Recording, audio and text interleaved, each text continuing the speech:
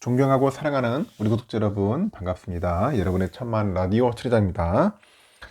벌써 또 이제 하루가 또 시작됩니다. 하루 금방금방 가요. 보면은 정신이 없어. 응? 정신이 없습니다. 또 이렇게 아침 일찍 여러분들과 6시에 이렇게 만나게 되어서 반갑고요. 영광입니다. 항상 늘 건강하시고 여러분들 그 체력 관리 잘 하시기 바랍니다. 체력이 국력이다. 옛날에는 보면은 뭐 새벽종이 울렸네. 하면서 막 아침부터 일찍 일어나가지고, 밖에 나가서 일도 하고, 청소도 하고 그랬지 않습니까? 응? 그 새마을 정신, 새마을 정신이 있었는데, 요즘 뭐 뭔 정신, 삼성 정신이야? 이 삼성 정신을 갖고, 살아가야 하지 않나 생각이 듭니다. 이게 일찍 일어나는 것도 여러분 정신력이 또 필요하고, 또 체력도 필요한 것 같아요. 체력도 중요한 것 같습니다. 어떤 분이 그러더라고. 정신력이 약한 게 아니라 체력이 약한 거래. 응? 정신력이 약한 게 아니라 체력이 약한 겁니다. 아침에 이거 늦잠 자는 사람에게, 이 공부를 진득하게 못하는 사람에게, 또 일을 중도에 포기하는 사람에게 우리는 보통 뭐라고 하냐? 이 정신력이 약하다 이렇게 얘기를 합니다. 응? 아침에 늦잠 자는 사람, 공부를 진득하게 못하는 사람, 일을 중도에 포기하는 사람, 정신력이 약하다 이렇게 말을 하는데, 이게 과연 진실일까, 여러분? 이게 진실일까요? 그들이 진짜로 약한 건 어쩌면 정신력이 아니라 체력이 아닐까 생각합니다. 체력. 체력이 약한 거 아니야? 체력. 게으름, 나태, 비관, 좌절, 이 모두가 이게 체력이 버티지 못하면은 나타나는 결과인 것 같아요. 체력이 버티지 못하니까 나타나더라. 아주 중요하다. 그래서 체력이 약해지면은 편한 걸 찾게 됩니다. 이 편한 걸 찾게 되면은 게을러지는 거야. 또 이 게을러지면은 결국 뭐야? 모든 것을 포기하고 싶어지는 겁니다. 포기. 이 포기하고 싶어요. 여러분 주변 한번 사람들 살펴보세요. 한번 살펴보시고 운동도 열심히 하고 몸을 건강하게 관리하는 사람 중에 이 게으르거나 이 나태한 사람이 과연 얼마나 되는가 한번 살펴보십시오. 한번 살펴보세요. 정신을 컨트롤하고 싶으면은 몸을 컨트롤하는 것이 먼저입니다. 그 정신력을 키우고 싶으면은 체력을 키우는 것이 먼저야. 응? 체력을 키워야 한다. 기억해야 돼, 여러분. 이 정신력의 바탕은 체력입니다. 체력. 체력이고, 이 체력은 있으면 좋은 것이 아니에요. 없어서는 안 될 것이라는 사실이다. 없어서는 안 될 것이다. 있으면 좋은 게 아니고 없어서는 안 될 것이라는 사실을 우리가 꼭 명심하고 기억을 해야 돼. 그래서 여러분 체력을 꼭 키워야 한다는 거야. 지금 당장 나가가지고 운동장 한 20바퀴씩 뛰고 와야 돼요. 그러다 다 쓰러지겠죠. 하여튼 여러분 체력을 키우십시오. 체력이 있어야지 정신력도 강해지더라. 그런 이야기라는 겁니다.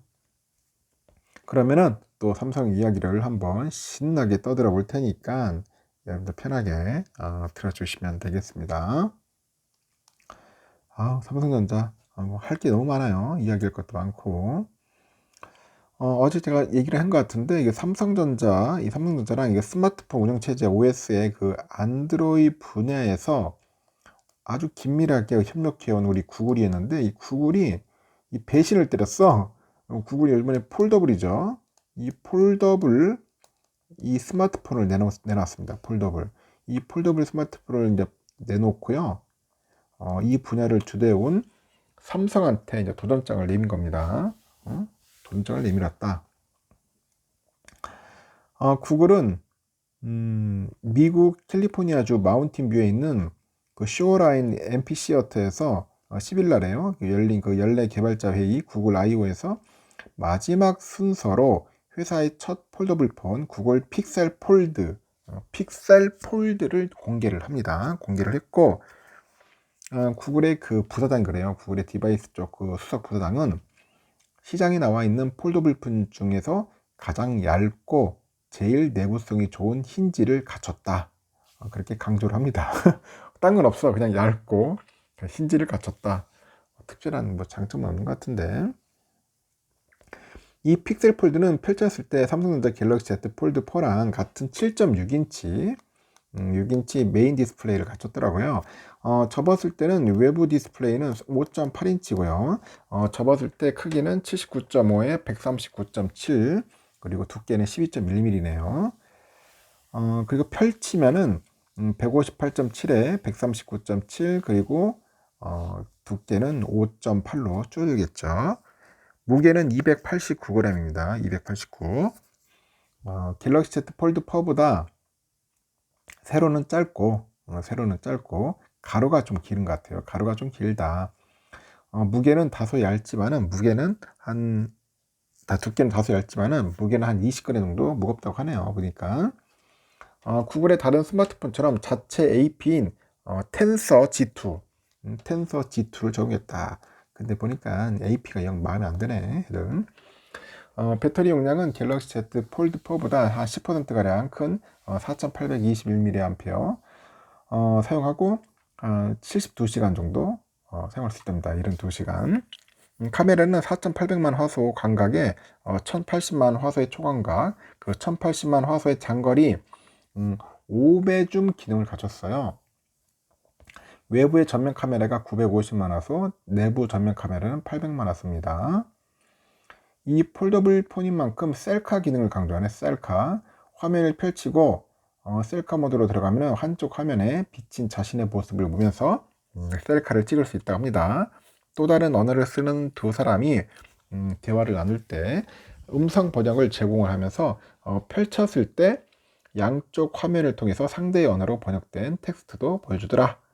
가격은 얼마냐? 237만 9천원. 아따 비싸다. 1799달러예요. 갤럭시 Z 폴드 4랑 동일한데 구글이 폴더블 폰을 내놓으면서 글로벌 시장에서 삼성과의 경쟁이 불가피할 전망이고, 다만 구글은 한국에서 스마트폰을 판매하지 않고 있어서 한국 시장에서는 직접 경쟁하지는 않는다고 합니다. 한국 들어와도 팔리지도 않을 것 같아요. 내가 볼 때는 어설프게 만들고는 살아남을 수가 없습니다. 그리고요, 어제도 제가 한번 잠시 이야기한 내용일 수 있어요. 운용자산 AUM이라고 있는데, 여기 32억 달러의 그 아시아 주식 펀드가 TSMC하고 텐센트를 팔았대요. 그리고 삼성을 샀다라는 그런 이야기입니다. 자산 운용사 그 페더레이티드 그 허미스의 아시아 주식형 그 펀드를 담당하는 조나단 파인스 포트폴리오 매니저가 블룸버그 통신과의 인터뷰에서 각 증시 시가총액 최대 종목들인 대만 TSMC하고 홍콩 텐센의 그 지분을 작년 말과 올해 초에 걸쳐서 모두 정리했다. TSMC의 시총은 12조 9,700 대만 달러죠. 516조 정도 됩니다. 텐센트가 한 530조 원 정도 돼요. 홍콩과 중국 본토 증시를 포함해서 가장 크죠. 그래서 두 종목의 그 주가가 해당 국가들이 처한 정치나 경제적 상황을 제대로 반영하지 못하고 있다고 지적을 했고, 이 반도체 스탁 생산 업체인 TSMC가 경기 순환주인데 이 방어주처럼 평가받고 있다고 합니다. 이 반도체 경기 하강 국면에도 주가가 여전히 높은 수준이죠. 주가가 높고 TSMC의 그 주가 순자산 비율 PBR이죠. 이 PBR이 4.2배인데 한 4.2배로 삼성전자의 1.1배보다도 훨씬 높다라는 겁니다. 또 텐센트는 미중 갈등하고 중국 내수 경기 냉각이라는 악재를 이겨낼 만한 그런 투자 포인트가 이제 부족하다고 진단을 했어요. 중국의 대형주 상당수가 올해 그 제로 코로나죠. 이 제로 코로나 폐기, 그리고 각국 중앙은행의 금리 인상 기조 마무리 등의 기대로 반등을 했습니다. 하지만 이 지정학적인 긴장과 반도체 경기 하락의 최근에 다시 약세를 이제 보였어요. 파인스 매니저는 TSMC 주가가 현재보다 한 15에서 20% 떨어지면 매수를 고려하겠다고 말했는데, 그 전설적인 투자자 워렌 버핏도 지난달 한 인터뷰에서 이 지정학적인 우려 때문에 TSMC에 투자했던 41억 달러를 대부분 회수했다고 밝혔습니다. 파인스 매니저가 텐센에 대해서 게임 사업이 글로벌 시장에서 성장하고 있는데요. 그 때문에 틱톡처럼 미국의 규제 대상이 될 가능성이 있다고 이제 분석을 하는 거죠. 이 파인스의 펀드는 최근 3년 동안 그 경쟁 펀드들 가운데 상위 12%의 승리를 나타냈죠.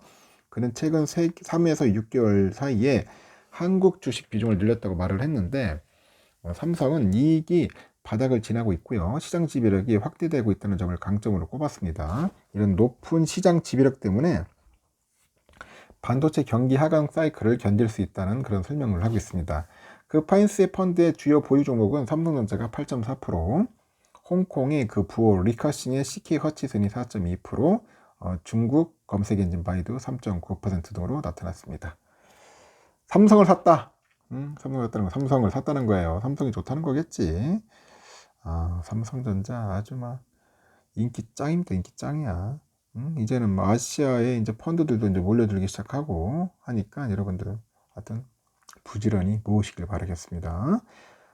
현대자동차가 지난달부터 이제 수소 그쪽 연료전지 촉매용 그런 물질을 양자 컴퓨터를 활용해서 찾는 프로젝트, 이 프로젝트를 시작했답니다. 프로젝트를 시작을 했는데, SK텔레콤은 양자 난수 생성하고 암호 통신 기능을 하나의 반도체로 구현한 양자 암호칩을 개발하고요. 지난달부터 국가정보원 검증 절차에 들어갔다고 합니다. 한국경제신문 취재를 종합하면 과학기술정보통신부, 삼성전자, 현대차, SK텔레콤, LG전자 등 이런 정부와 민간은요 2035년까지 3조 5천억을 양자기술 분야에 투자하는 방안을 추진 중이고, 2019년부터 올해까지는 정부가 양자기술에 투자한 금액의 10배 넘네요. 양자기술이 인공지능의 뒤를 잇는 메가트렌드가 될 것으로 판단한 기업들이 앞다퉈가지고 막 투입하는 거야. 그러니까 인력하고 막 재원을 막 투입하는 겁니다. 이렇게 주요 대기업이 시동을 건 양자 관련 연구개발 프로젝트는 업종별로 제각각인데, LG는 그 파란색을 내는 올레드 신물질하고 군집 로봇 내비게이션 연구에 양자 컴퓨터를 활용을 합니다. 포스코홀딩스는 배터리형 신물질 등을 찾는 것에 양자 컴퓨터를 적용하는 것 같고, 삼성은 양자 컴퓨터에 적용할 수 있는 1테라헤르츠급의 그 차세대 반도체 소자 개발을 추진 중에 있죠. 2035년까지 양자 분야의 그 선도국인 미국의 90%에 해당하는 기술 수준을 갖추겠다는 것이 정부의 설명입니다. 이렇게 양자 기술을 활용하는 기업을 1200곳으로 늘려요. 이 박사급 2000명을 육성하는 것을 골자로 한 세부 계획도 마련했고, 현재 1%에 불과한 세계 양자 시장 점유율을 7.3%까지 끌어올리는 게 최종 목표예요. 그래서 양자 기술은 이 정부와 기업이 함께 뛰는 뭐 2인 삼각 경기라고 하면서 인력 양성, 그리고 기술 개발, 시장 창출 등을 위해서 이게 기업들과 뭔가 보조를 맞출 것이라고 하죠. 그래서 현대차가 그 세계 수소차 시장에서 4년 연속 1위를 달리고 있네요. 수소차 많이 있죠. 넥소라는 차 있지 않습니까? 지난해 한 11,179대가 팔린 넥소가 1등 공신이라는데, 일본 도요타의 경쟁 차종인 그 미라이와 비교하니까 판매 대수가 3배를 넘네요. 수소차 분야에서 현대차의 고민은 비싼 촉매인데, 이 수소차는 금속 촉매를 이용해 가지고 수소와 산소를 반응시켜서 이제 전기를 만들어요. 그리고 모터를 돌립니다. 현재 사용하는 촉매는 키로당 5천만 원에 달하는 그 귀금속인 백금입니다. 백금이다. 그래서 수소차 연료전지 그 촉매인 백금을 대체할 그 값싼 물질로 무엇이 있을지 찾는 그 양자 컴퓨터 그 알고리즘을 지난달 개발을 했다고 해요. 현대에서 가격이 저렴하면서도 같은 양의 수소를 이용했을 때 더 빨리 더 많은 전기를 만드는 촉매를 찾는 것이 목표인데, 이 프로젝트를 위해서 현대차는 현재 10명 이상이 양자기술 전문가가 일하고 있습니다. 그 현대차는 미국 그 뉴욕 증권거래소에 상장된 양자 컴퓨터 기업인 아이온큐하고 협업하고 있네요. 현대차가 촉매 반응 에너지 양자 컴퓨팅 알고리즘을 개발해서 아이온큐에 전달하면은 아이온큐가 이를 또 양자 컴퓨터에 돌려본 뒤에 결과를 검토하는 식입니다. 현재는 원자 하나로 구성된 물질인 단원자 문자를 그 분석하는 초기 단계인데, 이 시간과 경험이 쌓이면은 슈퍼컴퓨터를 활용해서 신물질을 찾는 것보다 더 많은 촉매 후보 물질을 검토할 수 있을 것으로 기대합니다. SK텔레콤이 삼성하고 협업을 해서 만든 갤럭시 퀀텀 시리즈가 있는데 21년 출시 이후에 현재까지 한 100만 대, 이 100만 대 이상 팔린 스테디셀러예요. 이 스테디셀러다. 통신사 전용폰 중 가격 대비 성능이 가장 뛰어나다는 평가를 받고 있고, SK텔레콤이 개발한 양자 난수 생성 칩을 장착했다는 점이 이 제품의 인기를 끄는 배경입니다. 그래서 QRNG를 활용하면 개인정보 유출 가능성을 낮출 수 있죠. 그리고 또 이 회사는 양자 난수 생성 칩하고 암호 통신용 칩을 하나의 반도체로 합친 양자 암호 칩 KEV7을 이제 작년 말 추가로 개발했다고 해요. 지난달 3일부터 국가정보원 암호 모듈 검증 절차를 갖고 있는데, SK텔레콤 고위 관계자가 양자 암호 통신이 적용되면 데이터를 도청, 감청 하더라도 절대 내용을 풀 수 없다. 그리고 국정원의 암호 모듈 검증 절차를 통과한 뒤에 금융기관이나 국가기관 통신망 등의 양자 암호 통신을 적용하는 프로젝트에 도전할 것이라고 합니다. 통신망 전체에 걸쳐서 양자 암호 통신을 적용하기 위해 설치하는 그 양자 암호키 생성기의 그 단가를 낮추는 게 숙제래요. 그래서 SK텔레콤은 양자 암호키 생성기의 그 가격을 현재 개당 3억 원에서 1억 원 이하로 떨어뜨리는 것을 목표로 하고 있고, 우리의 삼성전자는 SAIT, 옛 삼성종합기술원이라고 하죠. 이거 SAIT, 이곳을 중심으로 해가지고 양자 기술을 연구하고 있어요. 그리고 1테라헤르츠 이 급의 그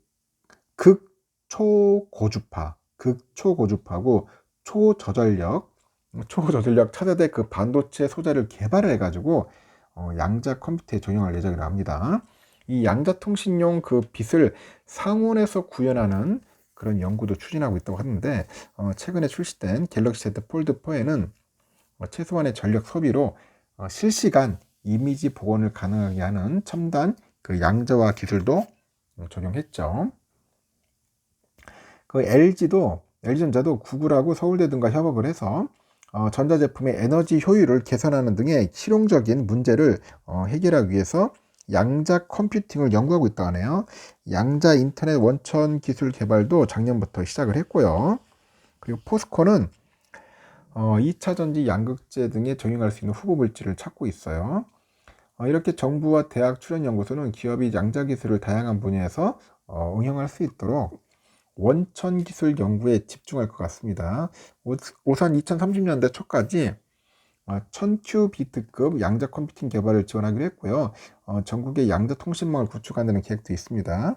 2030년대 중반에 양자 인터넷을 상용한다는 목표로 100km 양자 네트워크 개발, 그리고 실증, 그리고 500km 그 전국망급 유선 양자 암호 통신 구현 등의 프로젝트를 단기적으로 추진할 예정이라고 하네요. 보니까 양자 센서는 2027년 그 바이오, 31년에는 국방, 그리고 2035년 전 산업의 그 산업 분야에 활용할 수 있는 그런 원천 기술을 확보하는 것을 목표로 하고 있다는 것 같아요. 야, 양자다, 양자. 양자 기술. 하여튼 이 양자 기술이 이제 앞으로 우리의 먹거리가 아닐까도 하는 생각도 드네요. 보니까 AI를 뛰어넘어서 양자 기술이다. 양자 컴퓨터. 좀 새롭습니다. 삼성전자와 또 이외의 소식들을 한번 여러분들에게 전달했습니다. 여러분들 편하게 또 지내셨으면 좋겠어요. 오늘 하루도 즐겁고 재미있고 흥미진진했으면 좋겠습니다. 여기까지 하겠습니다. 다음 시간에 뵙도록 해요.